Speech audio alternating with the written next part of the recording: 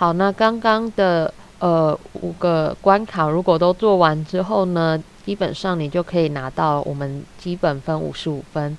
再来要讲的是进阶分，总共有60分的部分。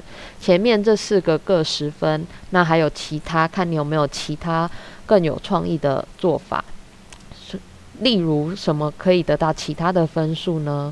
我们可以来看一下我们班级的创作方，像是和平，它的这个地图呢，其实是从网络上下载下来的，但是它把它稍作修改之后，它就变成是电流击击棒结合了这个复杂的迷宫。那我觉得这也是一个非常有创意的表现。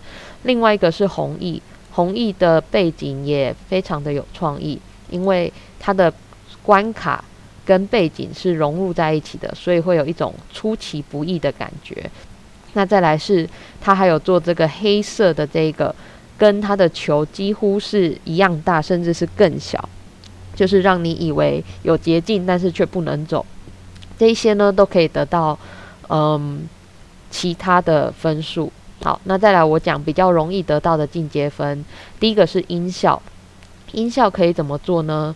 我们可以让他原本碰到的时候，他只说再来一次，对不对？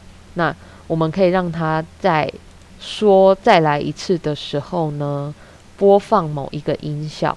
那这个音效可以怎么选？